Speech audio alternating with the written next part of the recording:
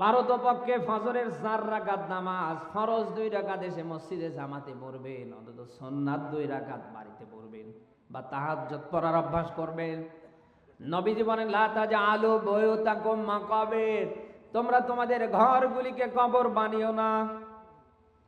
যে ঘরে রুকু হবে, সেজদা হবে, কোরআনের তেলাওয়াত চলমান থাকবে, নবীজি বলেন ওটা ঘর না, ওটা জান্নাতের টুকরো।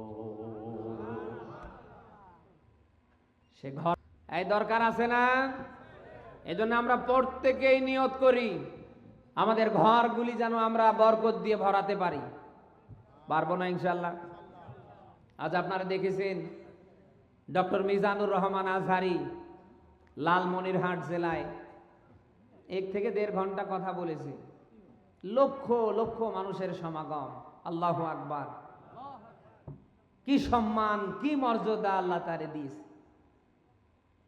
আমাদের প্রত্যেকের সন্তানগুলোকে আল্লাহ যেন ডক্টর মিজানুর রহমান আজহারির মতো মেধাবী হিসাবে আল্লাহ কবুল করে। সবাই বলছে আমিন। আমি যে কথাই ছিলাম, আমরা যদি আল্লাহর কোরআন নিয়ে থাকতে পারি, কোরআন দিয়ে যদি আমাদের জীবনটা আমরা চালাতে পারি, একদিকে দুনিয়ায় শান্তি, অপরদিকে আখেরাতে মুক্তি দেবে কে জানো?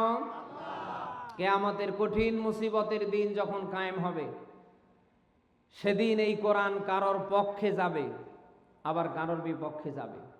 নবীজি বলেন আল কোরআনু হুজ্জাতুল লাকা ওয়া আলাইক, এটা কারোর পক্ষের একদিকে দলিল হবে, আবার কারোর বিপক্ষের কি হবে?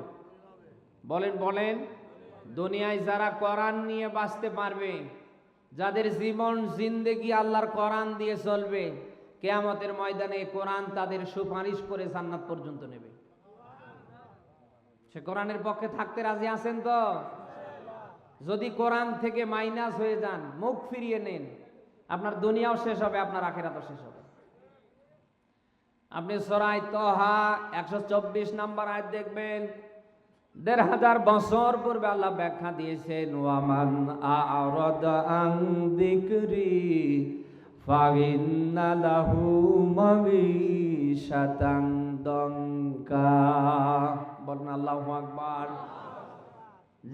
যারা যে কেউ হতে পারে যারা এই কোরআন থেকে মুখ ফিরিয়ে নেবে, কোরআনের নিয়ম নীতি বাদ দিয়ে যাদের জীবন জিন্দেগি চলবে, আল্লাহ পাক বলেন 1 নম্বরে আমি আল্লাহ দুনিয়ার জীবনটা ওদের জন্য দঙ্কা করে দেব। তামাম দুনিয়ার মালিক হলে ওদের জীবনে কোনো শান্তি থাকবে না। কে বলছেন? এই আয়াত থেকে আপনি এবার মিলান, যাদের জীবনে কোরআন